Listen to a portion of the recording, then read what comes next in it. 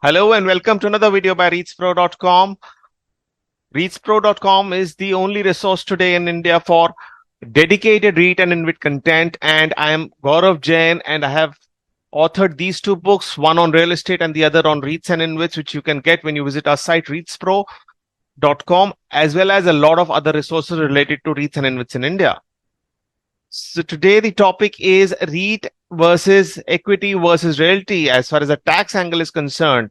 Now we will discuss the tax aspects because tax is a very important component when we come to our returns. And generally, when people look at REITs, they are looking at both understanding it from as an equity product or a substitute to a realty product. That's the general understanding that people have. They are putting it against either realty or equity investing.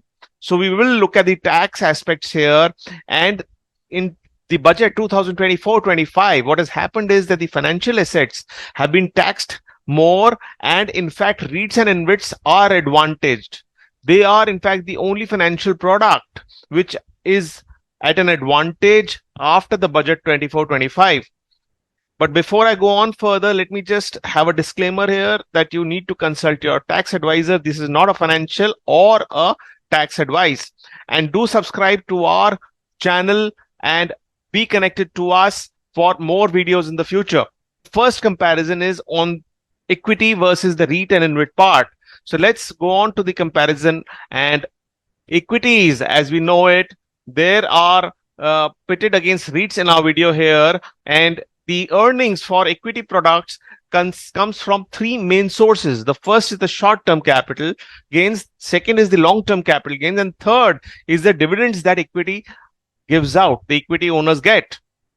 Now, the first part, if we look at it, we are looking at the short-term gains. So we all know that equity pre-budget was taxed at 15% and 20% post-budget. I'm not including other cesses and other things here. This is for STT paid products. So pre-budget 15%, post-budget 20%, and short-term gain time period pre-budget was less than 1 year, and post-budget also it has been the same. Now, there has been this major change in case of REITs, which has put it at a advantage now compared to earlier. So now the short-term gains is in pre-budget and post-budget remains the same. It was 15% and 20%. However, the main difference has been in the time period. So the pre-budget, the less than 3 years used to be the short-term gain. After the budget, it's been brought at par to equity investing. So equity products are less than 1 year short-term, and so is REIT. And that means that for long-term, now the holding period is more than 1 year. So in the earlier days, pre-budget, equity products were taxed at 10% and post-budget 12.5%. The same is the case with the REITs also, pre-budget 10%, post-budget 12.5% for the long-term gain amount. But again, the number of years that has decreased from 3 to 1 year has made a lot of difference. If you realize, this was earlier a lot in terms with the debt instruments. And even as we'll go on further, even real estate was less than 3 years. Now they've got it down to the equity part, which was a long-standing demand of the REIT industry as well. The third part is the dividend that people get when they invest in equity. So dividend in case of equities is only one aspect, and that's called dividend only. And it was taxed as per the slab pre and post-budget both. However, dividend is named as distribution because there is a certain way that the REIT companies make dividends tax efficient. They are further divided into dividends, return on capital, or amortization, or interest. And this we have outlined in our earlier videos as well. And the dividend taxation is the same pre-budget and post-budget. But if you wish to know the details, you can go on to the site pginvit.in and FAQs. There is a document which you can download on taxation of these various aspects of dividends. So the purpose is to make the dividends or the distributions tax efficient. So a lot of component of the distributions is not taxed in case of REITs. And that's the whole purpose of dividing it this way. So REITs are tax efficient, as we can see in case of Embassy. 80%, and in case of Mindspace, 90% is tax efficient, either tax deferred or exempt. Now, when it comes to REITs, the budget has naturally advantaged you time wise. And what has happened here is, because of that, institutional players, the shorter holdings and churn make it attractive for them. Otherwise, they would have had to hold on to that REIT for a longer time and pay the taxes accordingly. So that's a very big advantage in terms of liquidity and how the markets can function as far as the taxation part on REITs is concerned, reducing the holding period to 1 year. Now let's compare the second one, which is direct real estate versus REITs and InvITs. Let's go on to this comparison. Now, the earnings from direct real estate are, of course, three, as everybody knows: short-term capital gains, long-term capital gains, and the third one happens to be rental income. And this rental income is what is a very big driving force when you invest in commercial real estate, especially, which is what REITs do currently. Now, in case of direct real estate, of course, you need to keep in mind when you're comparing with REITs, the budget 24 again has put real estate as a little bit of a disadvantage at this point because of the shortening of the time period. But there are some inherent tax positives in direct real estate, which are called exemptions. If you look at that specifically, then this comparison of direct real estate versus REITs actually falls short.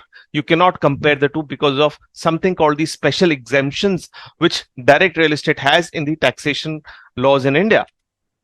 So did you know, for example, that Section 54F is something that you can use to offset equity stock gains? Because a lot of people have made a lot of money in the stock markets today, and Section 54F can be used effectively for that. And if you see this snapshot here, it gives you what a Section 54F is. Do consult your tax advisor for more details on the 54F. Now, similarly, direct real estate, as far as the short-term gains is concerned, pre-budget, it was tax slab, and post-budget also it is tax slab, but the gains is less than 2 years. It's basically, this is less than 2 years. And in terms of short-term gains for REITs now, as we've already outlined, post-budget, it has become less than 1 year. And pre-budget, it was 15% and 20%. So, and 15% was the pre-budget and 20% was the post-budget short-term gain percentage amount. As far as the long-term gains is concerned, pre-budget it was 20% and post-budget 12.5%. Of course, the indexation factor has been thrown in here without indexation or with indexation, depending on the date of purchasing the property. And long-term gains is more than 2 years in case of pre and post-budget both. In case of REITs, the long-term gains in pre-budget era was 12%, post-budget is 12.5%. Of course, the time has been reduced to 1 year.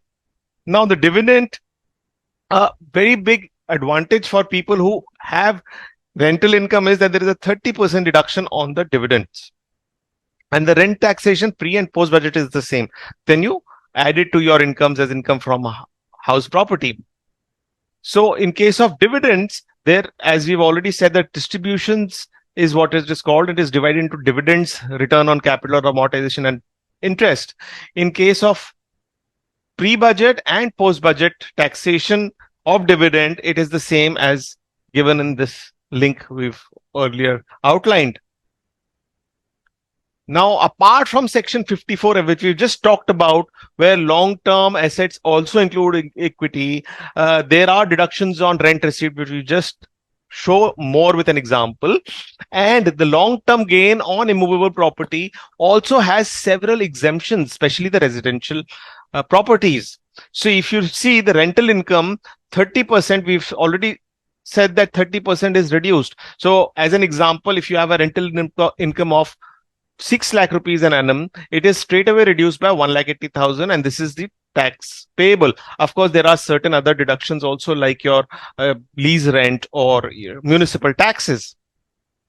Then REITs are in any case efficient here because of the structure that it follows. And Embassy and Mindspace effectively have a large component of inflows which are tax free. In fact, this is the rental income that is derived and given the name of distribution, then further on as dividends or return of capital and interest. Now, interest on loans is a very interesting feature when it comes to direct real estate investing, and we all know that the reduction from incomes can be there, and various provisions on rental income and set off from interest on loans is also there. So these two, of course, cannot be replicated as far as REITs are concerned, the leverage part and the deductions thereon by taking loans, because in case of REITs, that loan on house property is not possible. Now, capital gains is in under section 54, residential to residential, is another unique feature of real estate investing, direct real estate investing, which you will not find in REITs. So as an example, if you have a residential house which you transfer for 50 lakh rupees and you have another investment done in residential property of 38 lakh rupees within a certain time frame, then the taxable capital gains would be only rupees 12 lakh rupees. In REITs, we don't have such an advantage. Now, again, there is another section called 54EC, where if you have capital gains coming from residential properties, then you can put it in capital gain bonds. So these are the considerations for which REITs fall short. And you invest up to a certain amount, which today is about 50 lakh rupees. So if you have a capital gain of 60 lakh rupees and you make an investment on this bond, which of course pays you much lower interest, then the taxable gains is only about 10 lakh rupees. Now, this is something not possible when you're considering substituting real estate investing with REIT investing. What can happen if you have tax exemptions to infrastructure? What if InvITs also do the same? So if you've seen the earlier slide, that's Power Finance Corporation. It invests in infrastructure.